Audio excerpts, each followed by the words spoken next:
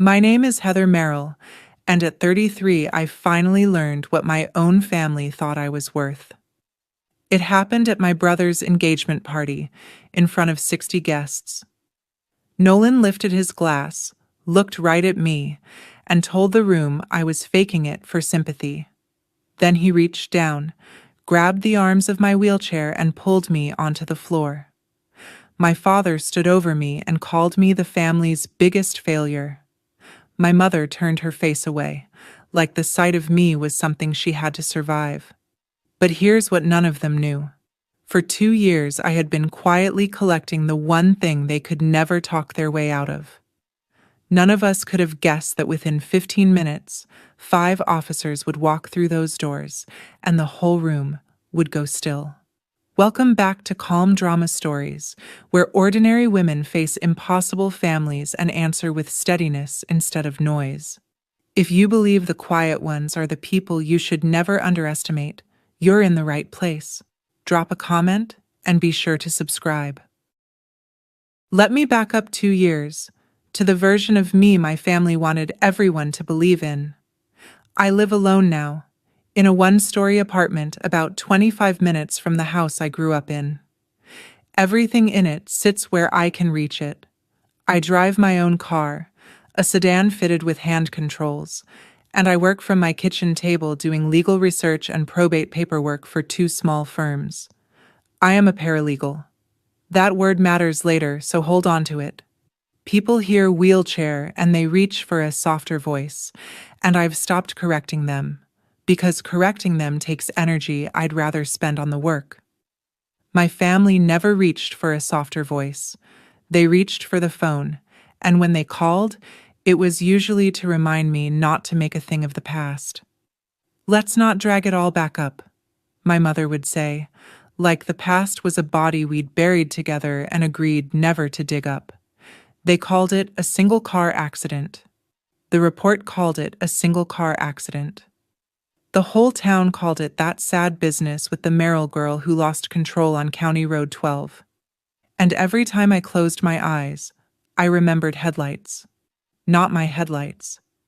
Headlights coming at me, high and wide, from a truck that was never in anyone's report. I'd press my palms flat against the cold aluminum of my armrests and try to hold the memory still long enough to trust it. My family had a word for that too. They called it confusion.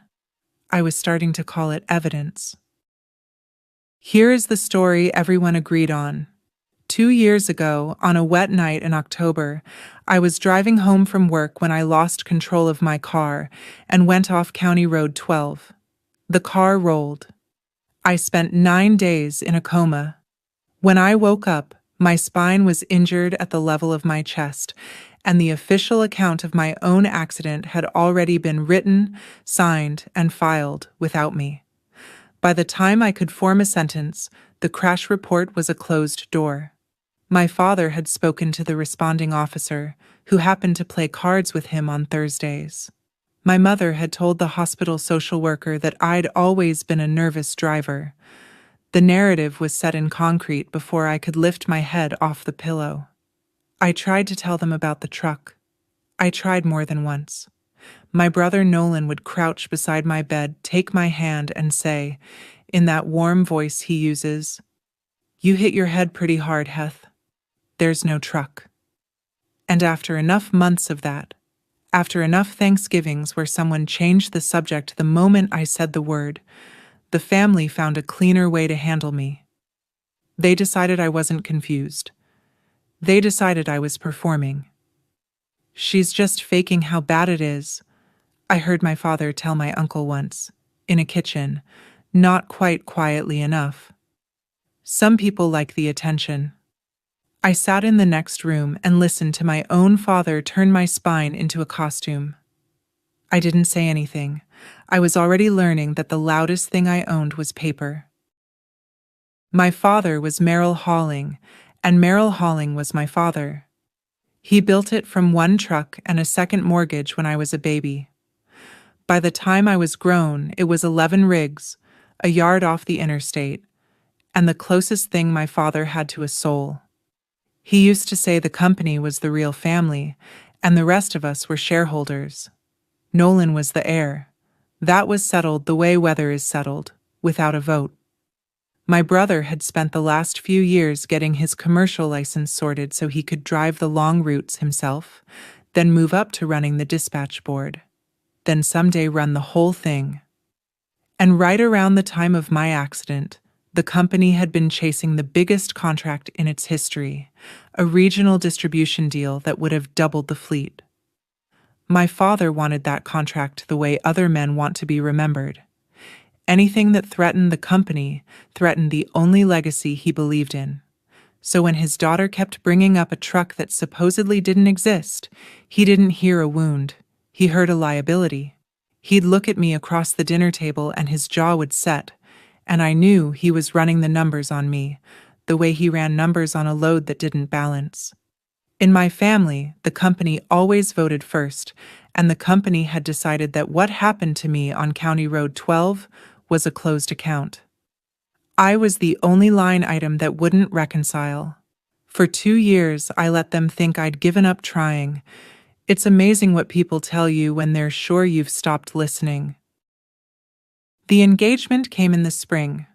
Nolan proposed to Bree Calloway, a kind, slightly anxious schoolteacher who looked at my brother the way you look at a man you've decided to trust completely. The whole family lit up. Suddenly, there were menus and seating charts and a rented lodge out at Carlton Lake, and my mother had a project that wasn't pretending I was fine. I watched it happen from the edge, the way I watched most family things now, parked at the end of the table while the planning swirled past me. Nobody asked what I thought about the venue. Nobody asked if the lodge had a ramp, which it barely did. When I brought it up, my mother waved a hand. "We'll figure something out, honey. Don't make it complicated." I sat there with my palms on the cold aluminum of my armrests, and I kept my face even, because I had learned that my calm unsettled them more than my anger ever could. Then my mother said the thing she'd been holding for 2 years. She was folding napkins, not even looking at me, and she said, "We just want one happy thing. After everything you put this family through. After everything I put them through. I had gone through a windshield, and somehow I was the one who had put them through something." I didn't argue. Arguing was a door I'd stopped walking through. Instead, I went home that night, sat down at my kitchen table, and opened a letter that had come that week from my insurance company. It was a denial. And buried in that denial was the first crack of daylight I'd seen in 2 years. The insurance company had refused to cover a piece of equipment I needed, a better chair, and the denial letter said I could appeal. To appeal, the letter explained, I had the right to request my complete file. All of it. Medical records, billing, and any incident documentation connected to the claim. I read that paragraph 4 times. For 2 years, I'd been told the past was closed, off limits, none of my business. And here was a form letter from a faceless insurer reminding me that the records of my own body belonged to me. As a paralegal, I knew exactly how to ask, and exactly who had to answer. The next morning, I started filing requests. I requested the hospital records. I requested the billing detail. And then, because something in me had never stopped seeing those headlights, I requested the responding agency's full incident file, not the one-page summary my father's friend had handed around, but everything, every attachment. I worded it the way I'd word it for a client, calm and specific and impossible to brush off. I didn't tell my family. There was no reason to. As far as they knew, I was a problem they had successfully filed away. An insurance denial had just handed me the one thing they never expected me to ask for. Paper. Real paper, with letterhead and signatures and dates. The kind of thing that doesn't change its story when a man with a card game on Thursdays asks it to. I dropped the requests in the mail, and for the first time in 2 years, I felt something in my chest that wasn't grief. It was patience with a direction. It took about 3 weeks for my father to find out, because small towns leak. Someone at the county office mentioned to someone at church that the Merrill girl was pulling her accident file. By dinner that Sunday, my father knew. He didn't shout. My father almost never shouts. Shouting is for men who've lost control of the room. He just set down his fork, looked at me, and asked what I thought I was doing. Appealing an insurance denial, I said. That's all. That's not all, he said. You're digging. I told him I had a right to my own records. My mother jumped in, her voice climbing. Why would you want to relive it? Why would you do that to yourself? To us? And then my father said the sentence that became the drumbeat of the next 2 months, the one I'd hear in his voice, and my mother's and even my own head when I couldn't sleep. He leaned back, folded his hands, and said it quietly, like wisdom. Let it go. For the family. For the family. As if the family were a delicate thing I kept threatening, and not a wall that had been standing on my neck for 2 years. I looked at the people around that table, the people who'd signed papers about my body while I was unconscious, and I understood something clean and cold. They weren't asking me to heal. They were asking me to stay quiet. Those are not the same request. I said, okay. I said it gently, so they'd believe me. Then I drove home, 25 minutes through the dark, and checked my mailbox. The first envelope had arrived. I want to stop here for 1 second because I know some of you are watching this for a reason. Somebody in your life has told you to stop remembering something you know happened to you. If that's you, hear me. Write it down. Keep the paperwork. Don't argue with people who need you to be wrong, because you'll never win that argument and you don't have to. Comment the word remembered so I know you're out there. Now, back to that first envelope. It was the crash report, the full version, and I read it the way I read everything, slowly, with a pen.